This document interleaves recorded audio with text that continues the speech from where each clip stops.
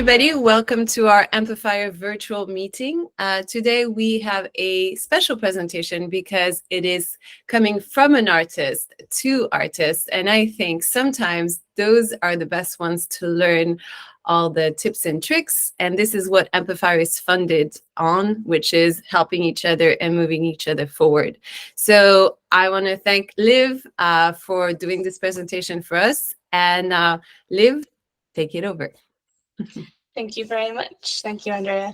Okay, so yeah, I wanted to do this because I thought it would be a great introduction for people into sync music. I feel like sync music is quite a buzzword sometimes, and people want to know more about it. They want to know how to get into it. And I feel like as an artist, sometimes you just don't know where to start and how to navigate it. And so as an artist who got into this, that's what I wanted to share today. So the how-tos from an artist perspective. So we're going to be going through the world of sync, just a little table of contents, the world of sync, how to get into sync, the music production library specifically, pros and cons, writing for brief versus personal writing, and post music making, expectations versus realities, and there will be a QR code at the end to provide resources for everyone who has joined today, and Andrea has this as well, so she can forward this on to people who couldn't make it. The resources is just like a little PDF with like music libraries and like some templates of things that you can use for your own sync purposes. So without further ado, let's go. Let's go. So the world of sync music. Sync refers to music which is being synced to picture and visual media, and you know their placements are probably more common than what you think. Happens all the time in movies and TV shows. I'm going to give some examples. So like Running Up That Hill by Kate Bush in Stranger Things season 4 was quite an iconic sync. Then we have film. You can get synced in film as well. Murder on the Dance Floor by Sophie Ellis Baxter was synced in Saltburn, which was a relatively recent movie, and that kind of resurfaced her song to blow up. And then, or blow up again. And then you have advertisements. So an example is Somewhere Only We Know, the cover from Lily Allen on the John Lewis advert that came out a few years back. So sync is all around us all the time, and sometimes we don't even realize that it's happening, but these are sync placements, and you as artists can get sync placements. You just need to know where to find the right opportunities. So there's different avenues you can go down in sync, which are music production libraries. This, I think, is the best one for beginners because, you know, I think they offer a great space for you to explore new genres and work on your production and writing skills without the added pressure of trying to write music as an artist and having to promote everything and kind of do everything. It offers you that really safe space to explore things, which is nice because, you know, you don't have the added pressure of being like, I need to promote this song, you know, like I haven't got into any Spotify playlist, who is going to listen to this? It's not going to get picked up. It doesn't really matter for sync, that the numbers don't matter. If the song is right for a placement, it will get placed. That's the most important thing. And so music libraries do offer things and more support because they register your music for you. They have legal departments, and they assure that everything is ready and there to license your song at the drop of a hat if it gets picked up from like a music supervisor or a music editor. So if you're starting out and you don't even know where to start, music libraries are probably the best place to start. The second would be a sync agent. Now, I haven't worked with a sync agent personally, but they do something similar to a production library, but more on specific projects. So they will represent you and pitch your music to projects and pitch it to music supervisors and make sure that they have all the paperwork there ready to pitch your music, but it's more of a it's more small scale, I would say. But they're still there, and they do represent you and they do support you. But that doesn't mean that there's that there's like, it's easier, if that makes sense. It doesn't make it easier, because if you have a sync agent, you have to understand everything there is to know about your music, the IPI numbers, your PROs, all of the important things, like all the metadata and admin behind the music is just as important for a sync agent to know. Whereas the library, a music library, will do that thing, they'll do those things for you, which is kind of why it's a toss-up between, you know, do I go to a sync agent, do I go to a music library? And then music supervisors. If you have a personal or professional connection with a music supervisor, you can become someone that they go to for specific genres and needs for a project, but you need to ensure that you are protecting yourself and the music supervisor legally, i.e. you have done your due diligence in making sure that if you have a song, for example, that has samples in it, that you've let the music supervisor know that you've used a sample and where it's come from, because they need to make sure they get the appropriate licenses for your music. So I think, you know, working more on like personal levels with sync agents and music supervisors can be more risky, because if you're not careful with your paperwork, you can sever the relationship, which is why I do recommend music production libraries as a great start, because you learn everything that you need to know in terms of like the process of sync music and how the music evolves, how you're supposed to write it, and then they do the paperwork for you and you fill out a cue sheet. So out of the three, I do recommend music production libraries, and I'm going to focus more on that. But the other two options are also great once you're more experienced. So I'm going to go into it. Music production libraries. So there are many music production libraries in the UK and around the world. And what library you want to write for has to be a library which you would work well with and they work well with you. So, for example, there are different forms of genres and medias and different libraries that cater to different genres. So here are some examples of some music libraries that are like across, some of them across the UK, some of them like overseas. And an example is Gothic Storm, as you can see on the picture. That is a library which is designed for trailer music, for like big orchestral blockbuster Hollywood movies type of thing. So if you're more of a pop songwriter or you write delicate folk songs, that might not be for you, because Gothic Storm do really grand music. But there's also a lot of other libraries that can cater towards more your style. So for example, Audio Network, which is down below, they're one of the biggest libraries in the UK and Europe and probably the world. They're a massive library, and they do a lot of score-based work and sheet music, and they're quite heavy with that. So if you do a lot of like big brass band writing with sheet music and orchestral writing, the Audio Network could be a good place for you, because they do a lot of live recording for their music at Abbey Road Studios in London. But it's a lot more manual process, so it's a little bit more traditional. Whereas, again, opposed to the Nerve Media Group, which is in the far left there, that is a boutique library. That is the library that I am with at the moment, and they do all sorts of music from like pop, indie rock, orchestral, hybrid orchestral, and they even do more stripped back and delicate pieces of music. So it really is, you have to do your research in which production library is better for you, because you wouldn't go to Gothic Storm, for example, with a really delicate folk song and be like, you know, sync my music, when they're like, this isn't our genre. We don't, you know, work with this music. So doing your research and understanding what libraries do what is a good start. And these are some examples that you can like look at, and I've actually named all of these in the resource pack and linked all their websites for you at the end, so you can have a look at them individually. Music library terms. Now, if you want to write music for a library, the easiest way to get in touch is to network with composers and writers who are also with that library. So like usually a lot of the times people skip that stage of being like, oh, this is the terms, this is how you write the music, but how do you get into the library? How do you get introduced, you know, to actually be a writer for them? And I think a good way of doing that is networking with writers and composers who work for that library already and have already got established albums. You can go onto the websites and research songs that you like, and then find the writers of those songs and want to try and collaborate with them. You can also connect with the A&Rs on LinkedIn. A lot of the A&R coordinators are always looking out for really great talent. And some of them even have contact pages specifically for submissions. So it is everyone's journey into sync is going to be different. For me, it happened very randomly. I know a lot of people say that when they talk about like their experiences in doing things. They were like, "Oh, it was really random, this person." But that's how it happened for me. But it doesn't mean that you can't calculatedly work with somebody who, is a composer for Universal production music, and you'd be like, "Hey, I really like your music.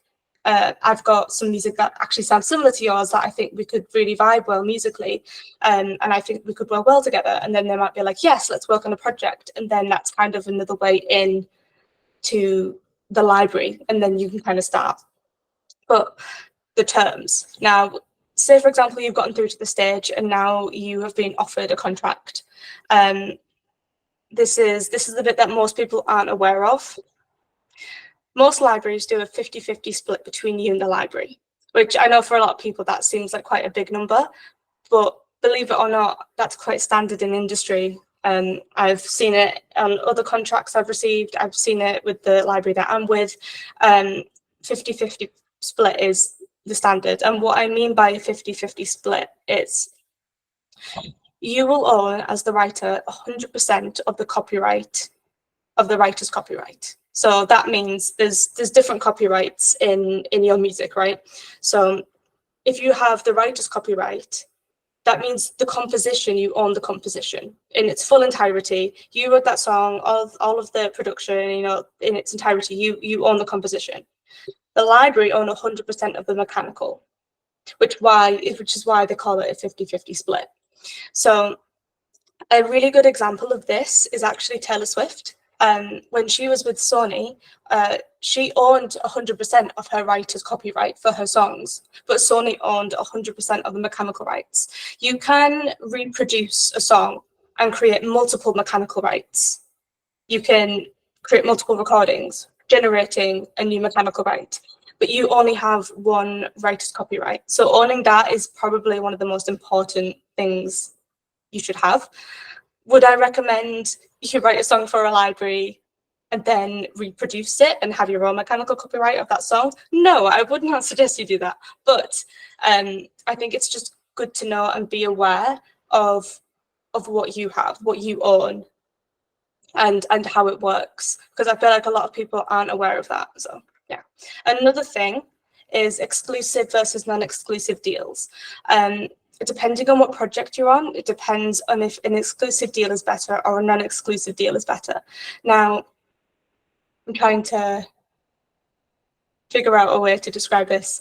With a record label, sometimes they offer exclusive deals to artists, and an exclusive deal might mean that they own 100% of the masters for forever, or whatever new songs they write, they will keep, regardless of what that song is. Libraries are different than that. They don't prey on your music. They don't prey on, everything that you write is theirs.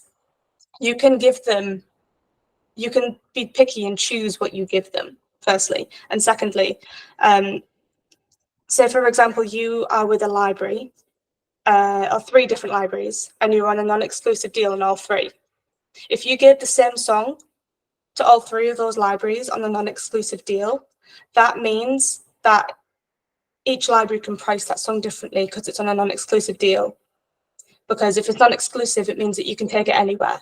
So why would someone buy your song for a really expensive price at one library when the boutique library that you're giving it to, who's just starting out, is going to charge it for cheaper, for example?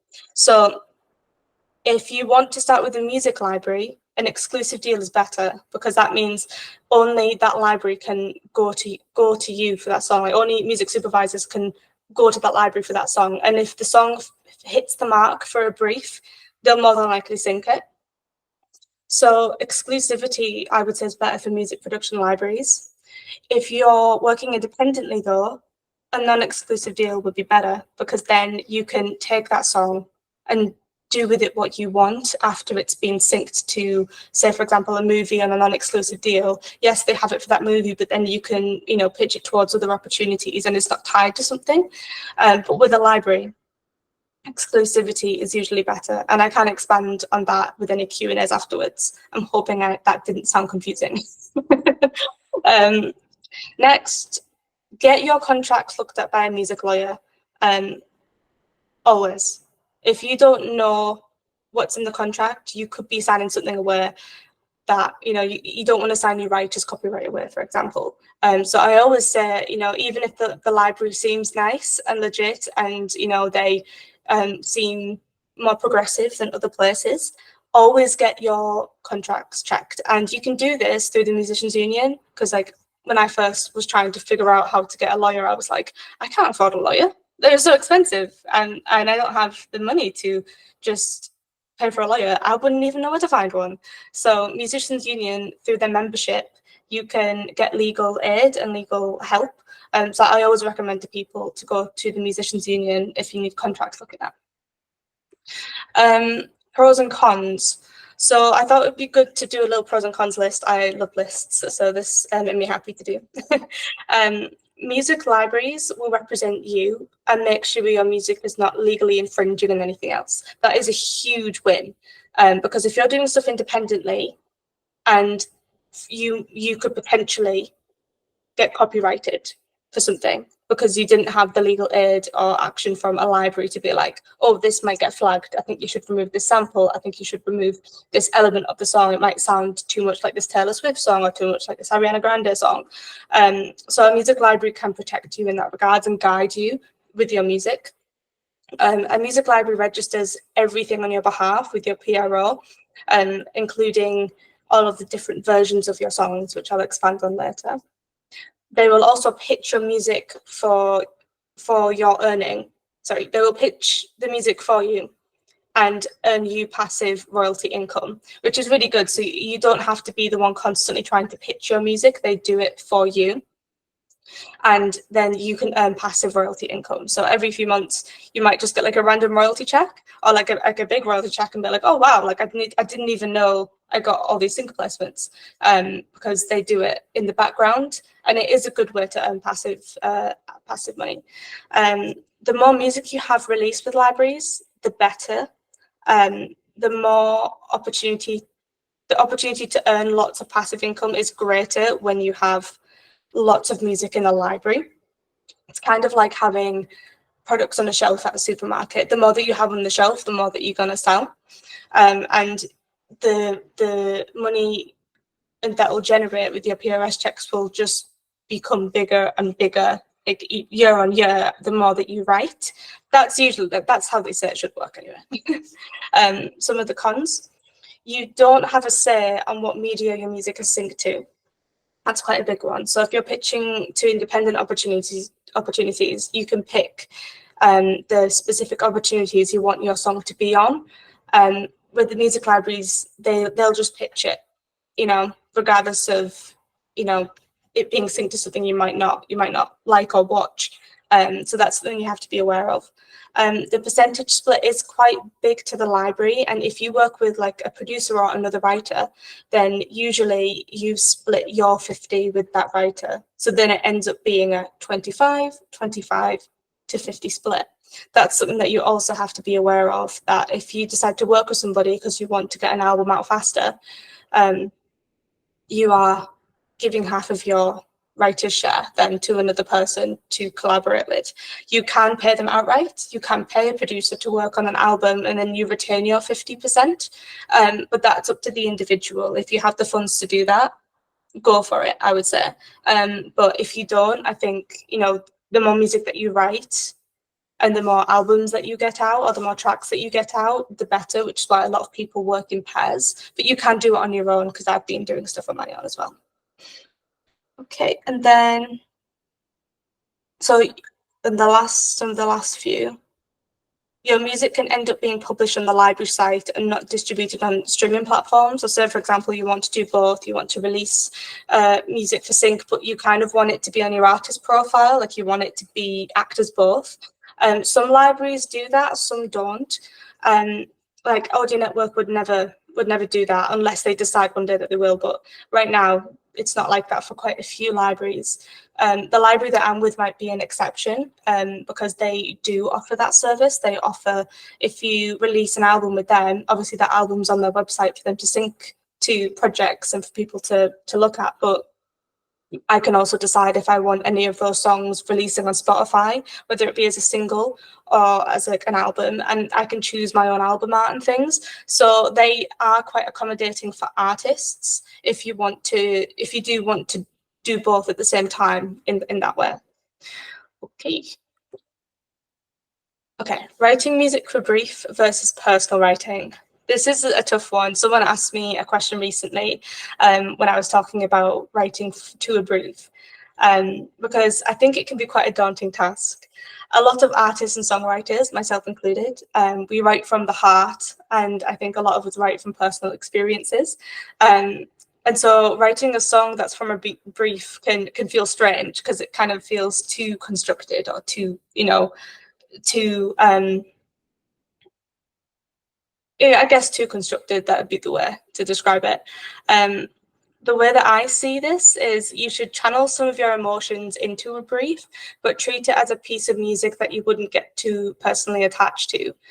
For example, I think most of us have probably written songs that maybe we would never release ourselves, and we kind of sat there like, you know what, this is a great song, but for me as an artist, the song actually wouldn't suit me as an artist. So I think, if you have a song, that's how I treat a sync brief, is treat it as songs which you can write and write well, but treat it as something that you wouldn't release yourself. And I think that's the best way to not get too emotionally attached to the music as well, because I think for a lot of people, obviously writing is so personal, and then half of the battle in your head is like, well, I've given this song to this library and I can't release that on streaming platforms, and I can't do this with it. It's just on their site now, but I really like the songs and I've got really attached to them. The way that I would say to avoid that is to try and disengage a little bit, which kind of feels counterintuitive. But as I said, write music that is great, but maybe you wouldn't release yourself, and then it doesn't feel as personal to give away. So some examples of a sync brief, like with the library I'm with, sometimes it can just be a sentence that they give me.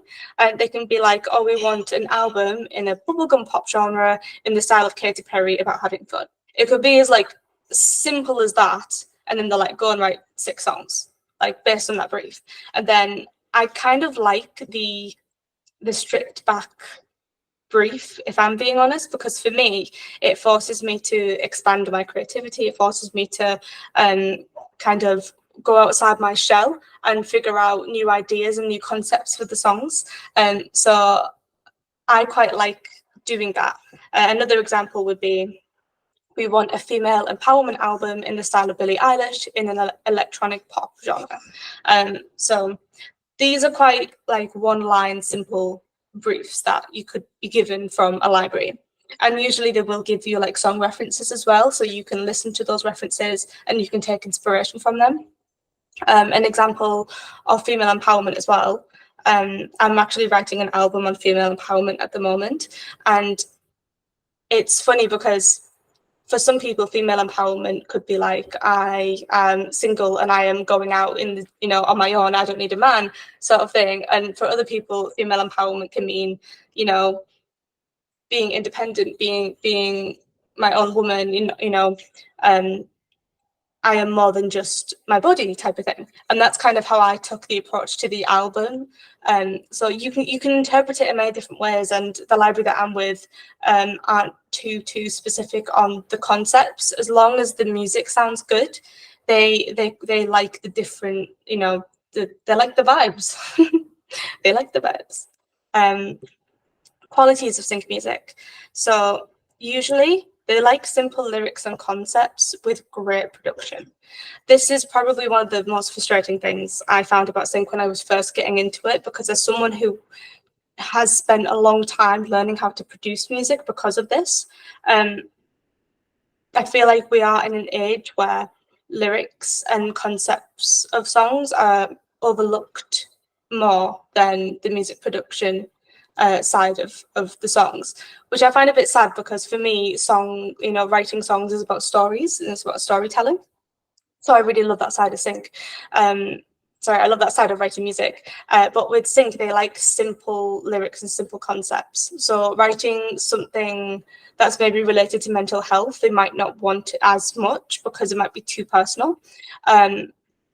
but they would want something that is relatively more on the simple scale. But from a library's perspective, if they hear two different songs, one of them has great production but okay lyrics, one of them has fantastic lyrics but isn't very well produced, they will go for the track that's better produced. That is something which frustrated me at first as someone who writes lyrics. So one thing that I did was I worked with producers and kind of like learned from them how they would craft songs, and then now I have been able to start crafting my own productions that actually sound so much better than they were 4 years ago. Unfortunately, that kind of is what sync works like sometimes. Take inspiration from everything, I would say. Everything could be inspiration. I feel like a lot of people can get stuck in their heads about what to write about, but I feel like, you know, if you see something that makes you happy, you know, write about it. And I think sometimes you do write a bad song before you write a good song, but I think taking inspiration from like other things around you in the world massively helped me, because something as small as I don't even know, walking down the Thames in a dress in the summer with my high heels on. I wrote a song recently about summer in the city. So it's like thinking of new concepts and ways to write and take inspiration from as much as possible. Separate your emotive writing enough that you can accept letting the song go. I understand this is really difficult because I think we as artists and songwriters, we do get attached to our music. It's kind of innate in us. But as I said, I think if you think of writing a song as something you wouldn't release yourself, it makes it easier. And also, as I've been writing sync for a few years now, I've been learning to understand, like, if, oh, this is actually a great song, and would I release it for myself? Maybe, but you know what? I think I'd rather give it to the library this time.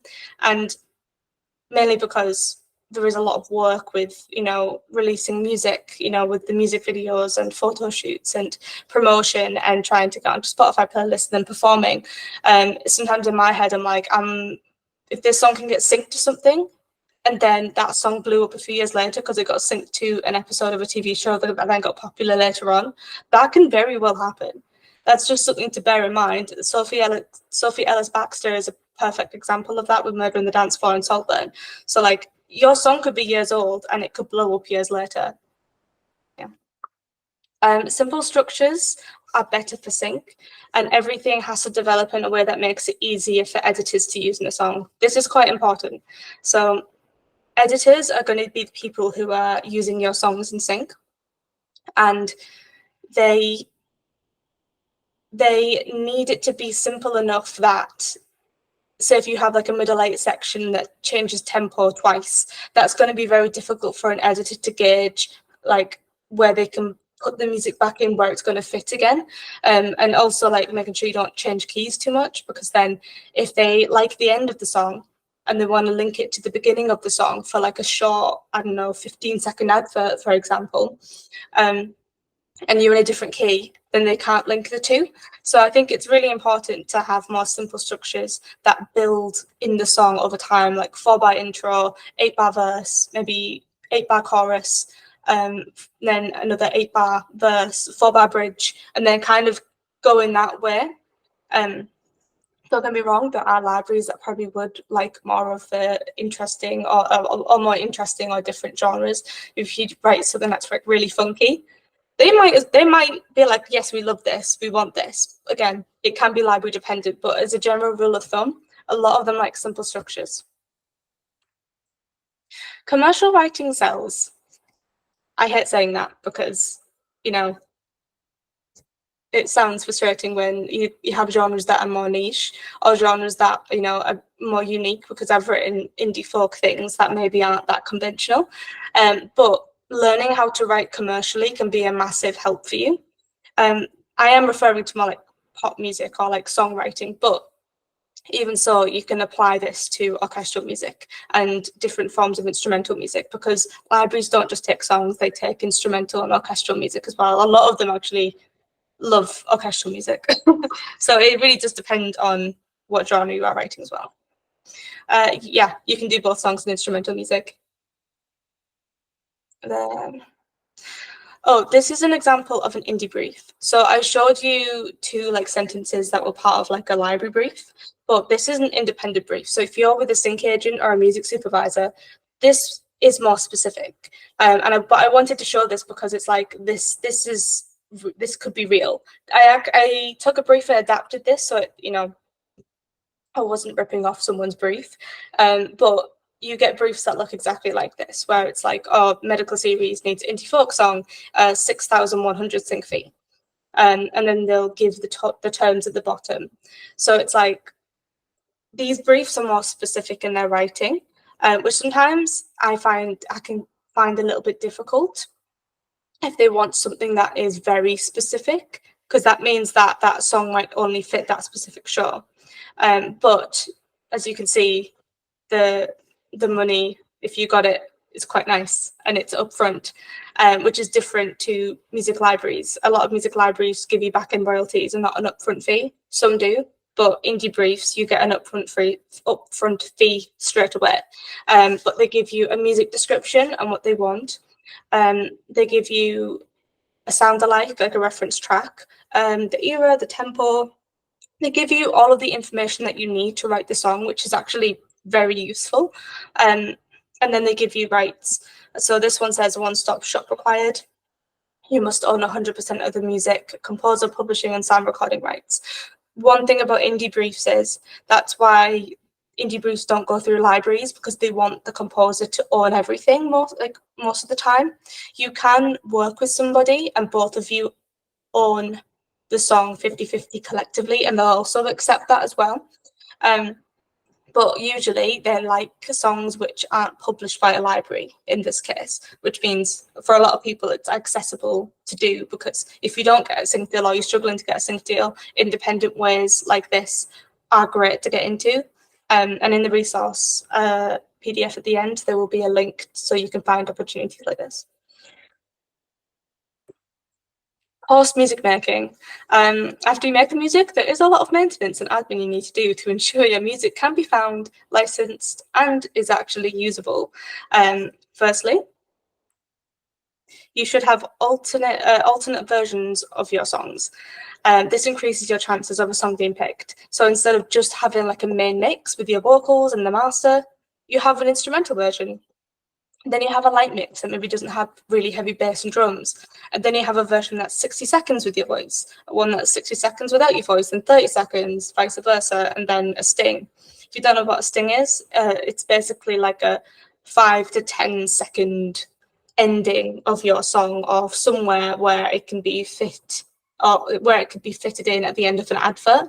But having different alternative versions of your song can help it get synced faster, because it means that you've taken the time to think about, you've taken the time to think about what an editor might need. And that's really good for independent sync as well, and for libraries. This is a standard process in a music production library. You have to stem your music for all the tracks. So say if you write a 6-track album, you might actually have 6 to 8 versions of one song, and you apply that for every single song that you've written. So there's a lot of maintenance there. Cue sheets with all the metadata and information of the songs. I will include a template of a cue sheet for you in the PDF. Cue sheets are massively important for libraries and for music supervisors. What I mean by metadata is, what's the BPM?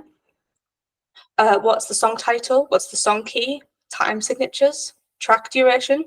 You might not think about these things after you've made the music, because you're like, oh, I've made the music, it should be fine. But these details are massively important. Genres, instrumentation, you have to include them.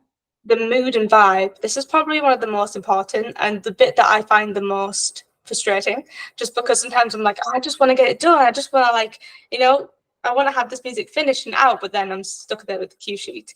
But it makes it easier for music supervisors and sync agents and editors and directors, or whoever's looking for music, to know what the vibe is. Say if there's like a really happy, upbeat scene in a indie film and they want something which is really happy, they might look for words like uplifting, happy, and if it's really like a dark scene or a sad scene, they'll be like, we want something that's eerie, we want something that's dark and moody. So how you describe your music is important for how they can find it. If you tag the right word, they might just find your song based off that one word that you've tagged, and then it can get synced. So things like that are very important. Also, include your PRS and PRO numbers and your percentage splits and the writers who worked on the songs. This is massively important. For production libraries, once you've given them this info, they will like take that and do the rest with it. Whereas for an independent opportunity, if a music supervisor is working with you, they might not just need to contact you. They might need to contact the other person that you worked on a song with to make sure they can get the appropriate licenses. So always put everybody who's written on a song on the cue sheet. Songs are registered with a PRO, and you have ISRC and tune code numbers on hand. Also very important for when you're doing independent sync. The library will do most of this for you if you're with a music library. But again, these are just things that you need to be aware of because they're just hugely important. Licensing agreements with your name and whoever you worked with stating the term of license. So I think this is good for one-stop shop agreements for the type of sync deals where they want you to own like 100% of the publishing. You'll need to have your name, and if you work for somebody, their name on a licensing agreement. I've actually included a one-stop shop, like a template of a one-stop shop licensing agreement in the resource below. I personally haven't used one yet. I haven't. I've submitted to indie sync opportunities, but I haven't had anything placed. I've had more things placed in the music library so far, but it's good to be aware of it. So then you can take that for when you're ready to do that and someone asks you for it. Oh, I've got a template. I can actually use this. I can give you a one-stop shop agreement. So it's just good to be aware of and have it on hand. Make sure that if you use samples, you have made this clear in your license or email to a music supervisor so they can make sure they get the correct paperwork. So I know that sampling has been has been an issue and been in the media for a few years.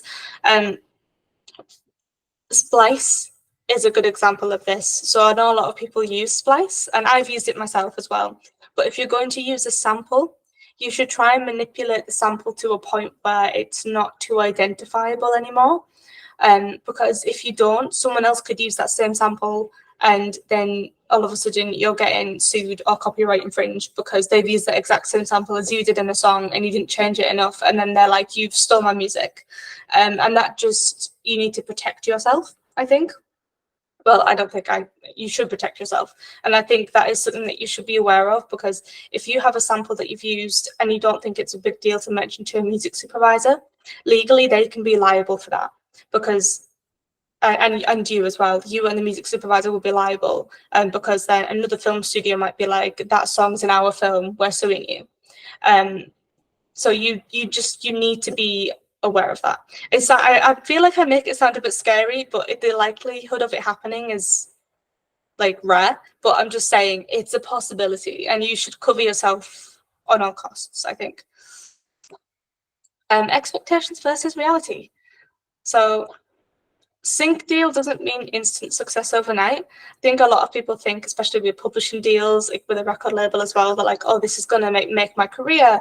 You know, I'm gonna get like rich and famous overnight. But it doesn't quite work like that. You know, sync still is like a lot of groundwork. There's a lot of groundwork still involved. And I think, you know, for me, it's been the journey, because even though I've been in sync for a while, I've had some pretty good placements. I've had some nice royalty checks. Like, I still wonder sometimes, like, what am I doing? What am I doing? But I still love writing so much, and for me, it's still worth doing, and it's still worth the groundwork. But it isn't an instant success overnight. But for you, it might be. For all you know, your song could get synced in TV show, the TV show could go viral. Before you know it, you're a #1 artist. It can happen. It can happen. Stranger things have happened. But yeah, that's for me, that helps me feel better that, you know, it's not going to be an instant success for most people. So you can take that. The money will come, but it might be longer than you first anticipate, but the reward is greater in the end. So my first royalty check was a full year after I released my first album. It can happen like that. It can happen within 6 months. Honestly, it really can be random. Sync is quite unpredictable at times. So, but I think do anticipate that if you start, there is a lot of work when you get started, but then the more you write and the frequency of your gallery or your repertoire grows, the easier it gets. Starting out is the most difficult, but it gets easier. Just when you think you know how it all works, something else will happen to make you question everything. But it's okay, we make mistakes. I've made plenty of mistakes during my time in sync music, and it's okay. You need sometimes to make mistakes to learn from them. And I think, life is about that. And so I wouldn't beat yourself up too much if, for example, you pitch a song to like a library and they're like, oh, this is really good, but it sounds way too similar to this already pre-existing song. And then you're like, damn, like maybe I shouldn't have sent that. Maybe I should have done this differently. And it happens. I think learn to accept mistakes when they happen, but just know that the library support you, and they want you to do just as well as they want you to as well. Like they want to see you grow. They want to see you do well. They are there to help you and give you that support. And then sync resources. This is the end of the presentation. I just put some like small useful things here.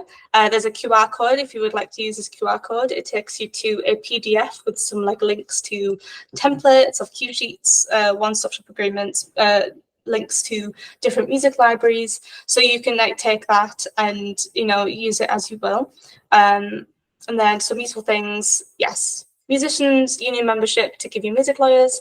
The IVAS Academy have some great resources. PRS has some great resources on their website. And then one last thing, disco.ac is a very useful for submitting to independent opportunities, and I've put a reference to that in the resource as well. Ta-da!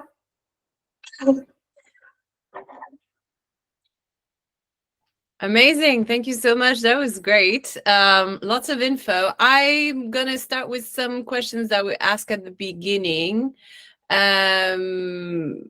which was by, Consuelo. So I have a publisher pitching for sync, but the deal is non-exclusive. He tells me to push on in other ways. So shall I sign with Music Production Library too?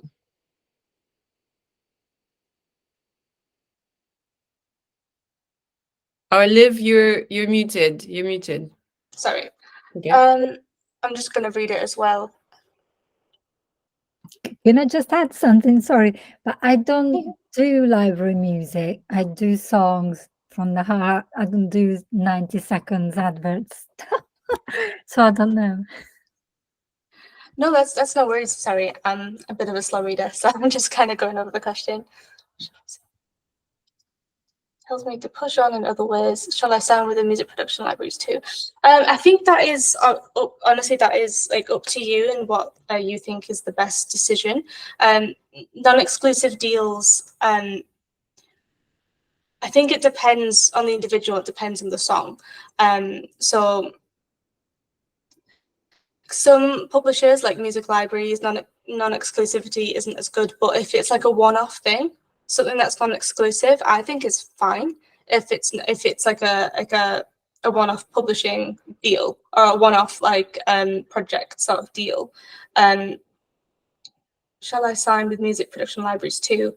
It's up to you, because I understand that writing from the heart is really personal, and I also write from the heart, and I release music for myself that I don't give to any libraries. And I think, it's been kind of a weird one because I don't like to.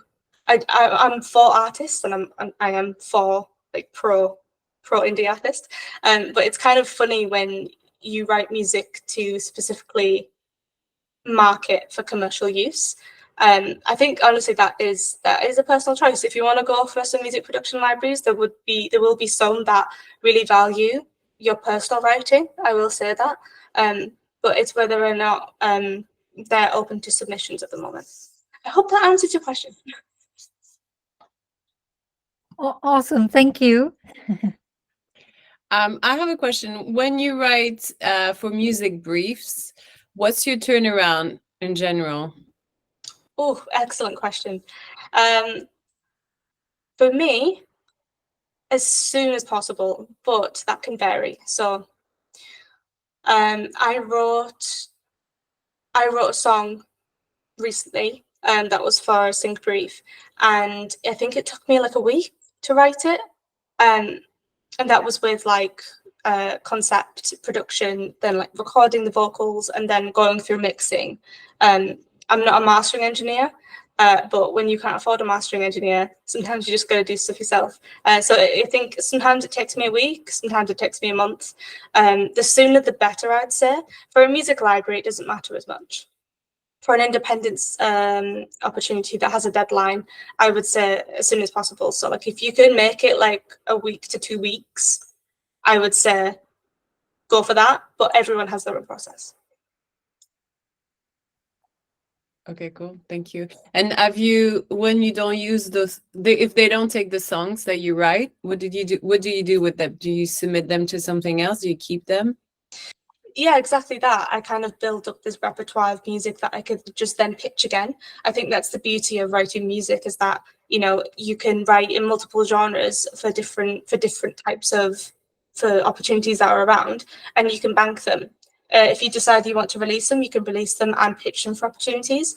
And I think the more, personally, I know a lot of people say to hone like your genre and like only stick to one genre, but I love to explore different genres. I find that part of the fun.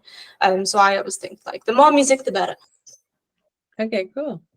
Introm has a question. Have you ever tried to pitch one of your songs for sync, or do you usually pitch the song you write for briefs? I have pitched one of my own songs for sync, yes. I think if you write something that is like more of your own song and you have all the paperwork there, I see no reason to not submit it if the song fits the opportunity, or it could fit the opportunity. So just because you write songs personally and you own all of the copyright and stuff, no, you can submit it as well as writing songs specifically for brief. That's obviously a personal choice and it depends on the brief and what opportunities are around, but yeah. Any other questions? I've got one. Yeah. Yeah, thanks so much, Liv. This has been really, really fascinating, really helpful. How many different genres would you say that you now write across, or have been asked to write across? Really good question. Gosh, I've probably written in 4 different genres now.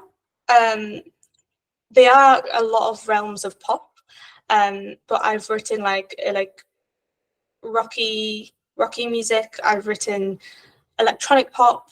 I'm currently writing very synthy, happy, upbeat pop, like bubblegum pop. I've also written orchestral. And at one point, my music library asked if I could write like blues pop, but this was like 3 years ago when I was still introducing myself to sync, and I realized I actually couldn't write the blues pop in the way they wanted at the time. I could probably give it another go now and probably be a lot better. But yeah, I mean, sometimes they ask you to do a genre and you might not know how to do it, and that's okay.